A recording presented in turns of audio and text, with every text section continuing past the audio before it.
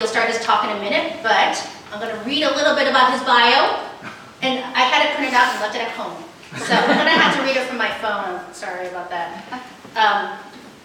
So Gary Pedersen has taught piano at EMU for over 25 years. The studio, which has included undergraduate and graduate students from many U.S. states and 15 other countries, has produced prize winners, both national and international. As a Steinway artist, Pedersen's performance career as soloist and chamber musician has taken him to various venues throughout the United States, and in Europe, Canada, Central America, Taiwan, and the Philippines. Gary is past president of the Michigan Music Teachers Association, which honored him with its Distinguished Service Award in 2016. He received the Michigan Touchstone Award in 2017 in recognition of his commitment to Michigan's artistic excellence and his advocacy for the arts. He is listed in the 2018 edition of Who's Who in Fine Arts Higher Education. So I'd like to welcome Gary Pedersen.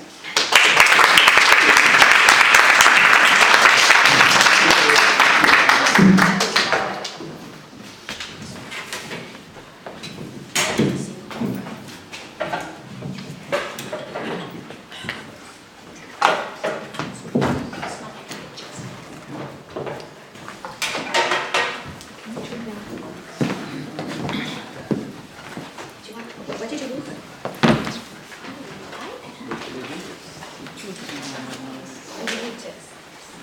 Turn on your computer and get sort of set again. Yeah. You see okay?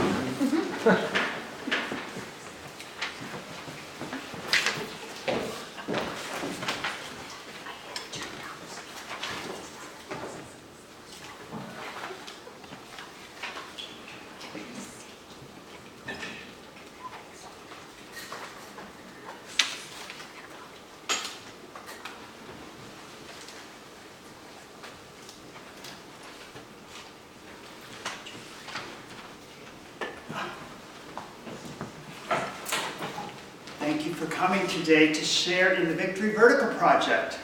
My mission for this project is to tell an amazing story about some brave little pianos of World War II, and to play music that brings the story to life. I've presented this project in a variety of formats and for a variety of audiences around Michigan and across the United States, and am kicking off a new season this week with the Veterans Day holiday, which seems like a very good time. So I wonder, it's maybe unlikely that in a group this size we just may have some veterans here with us today. We do.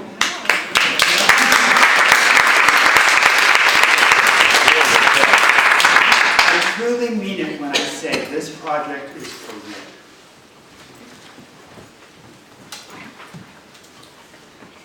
In 2008, I was privileged to go to the Steinway factory in New York City to pick out a piano for my EMU studio.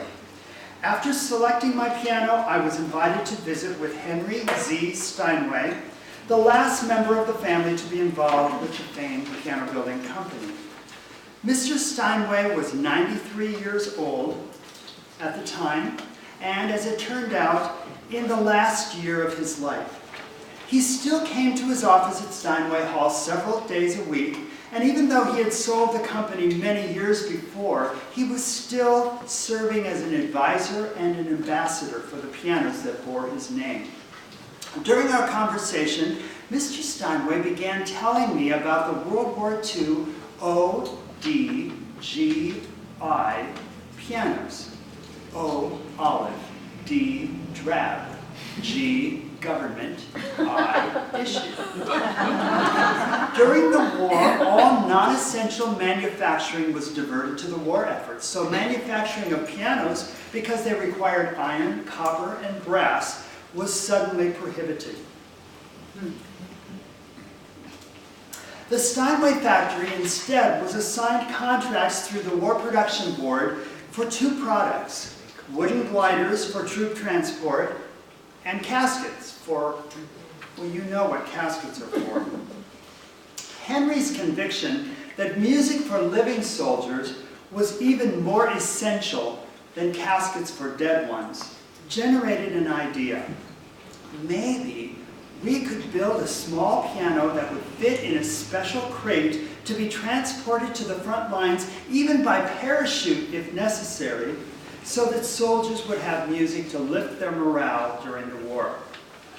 They knew this might be a hard sell to the War Production Board, but they decided to try. Let's listen to Henry tell the story. It's a little bit hard to hear him, and I'll kind of summarize. Oh, it's really hard to hear it. I will just summarize. That's all right. That's all right. Yeah, it's fine. It's fine. He just talks about going to the War Production Board, and they said, well, music, we would like to provide music for the troops, but Steinway is the best piano in the world. We don't need Steinways. And he said, what kind of socks do you provide for your soldiers? He said, oh, we provide the very best socks money can buy. And he said, well, why don't you provide the best pianos you can buy? And they bought it. About 2,500 of these GI pianos were built between 1942 and 1953.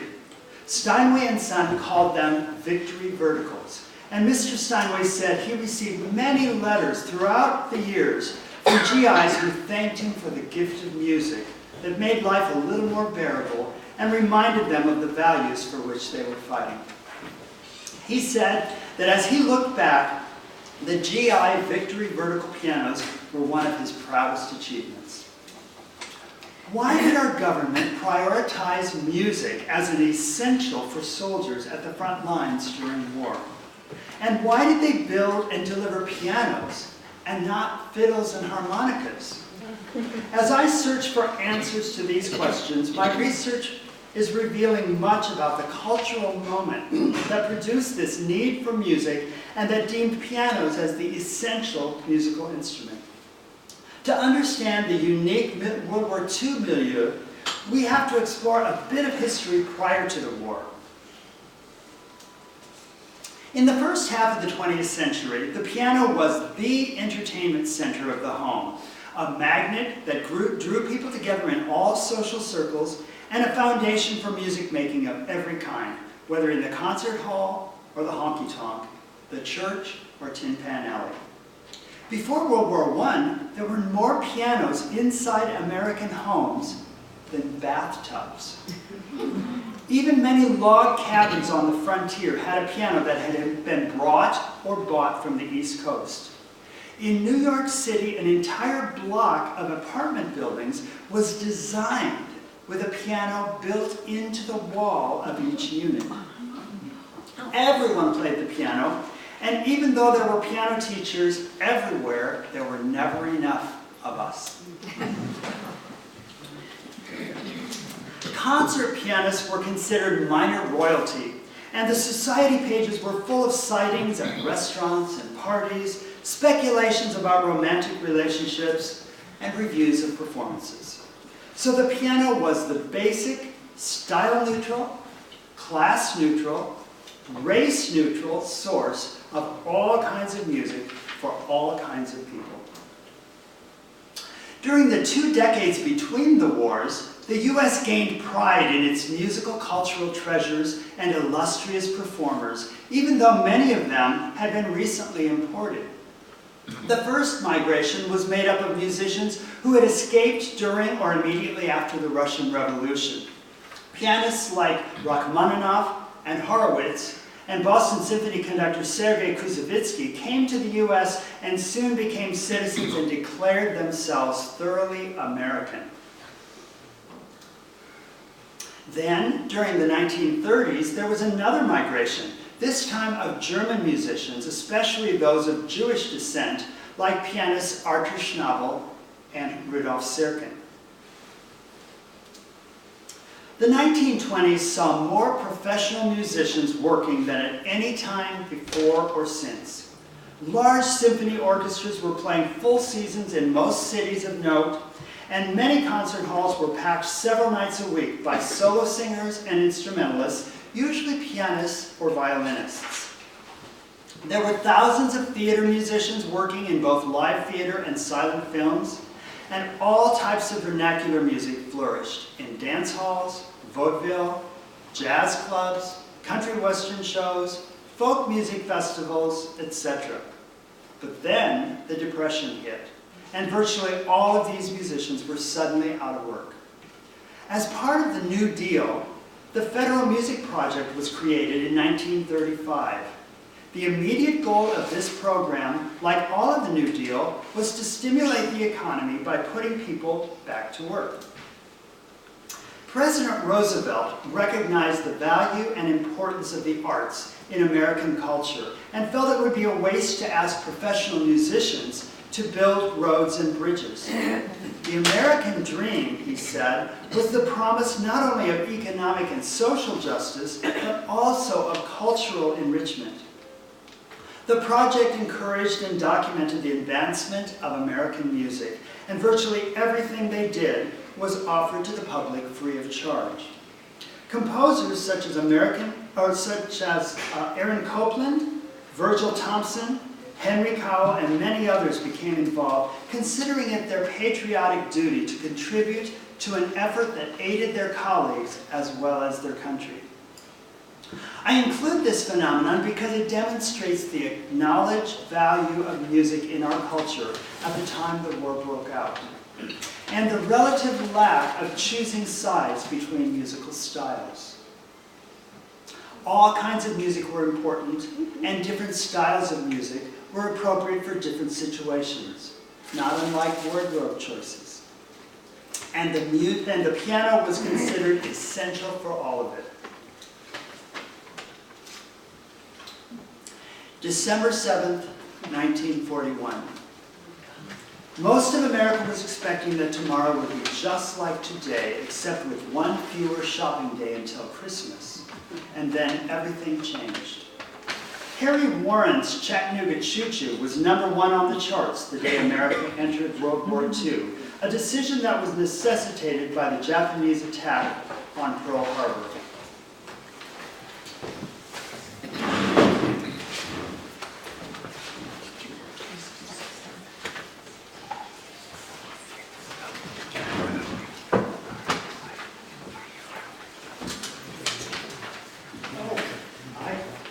My page turner.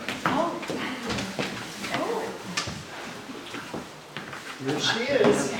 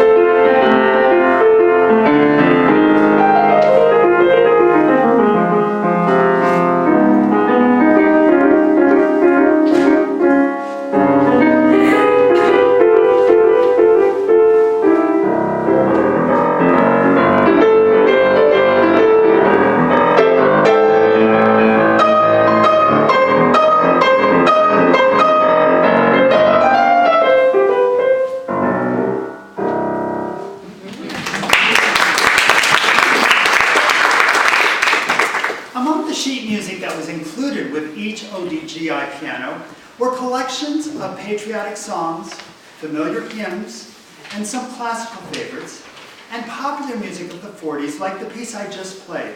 Some of the more accomplished pianists could play boogie-woogie piano, and it reminded them of the carefree youth that had been abruptly replaced by the realities of war. Oh, I was supposed to advance that before. Sam Barber was drafted into the Army in 1942 at the beginning of the war. Already an internationally celebrated composer, Barber was sent home right after basic training to contribute to the war effort by writing American music. There was just one problem. Samuel who had been raised on the Philadelphia Orchestra, trained at the famed Curtis Institute by teachers from Russia and Italy, and had spent an extended period studying in Europe during the 1930s, didn't know what American music sounded like. This thorough and resourceful young composer visited the Library of Congress, where he encountered for the first time in his life recordings of authentic American folk music. He was fascinated by everything he heard in these amateur performances, but particularly by the sophisticated rhythm patterns, which in some cases may just have been the result of rhythmic deficiencies or sloppiness among the performers. Barber's Excursions for Piano is a 4-movement piece that contains a boogie-woogie, a blues, a cowboy song, and a square dance. This morning, I'm going to play the cowboy song, which is a set, this is the 3rd movement, and it's a set of variations on the song Streets of Laredo, in which a cowboy tells a story of the gunfight in which he is fatally wounded. I won't play the beginning of the tune. You all know Streets of Laredo, I'll bet. So here is Excursions number 3 by Sam Barber.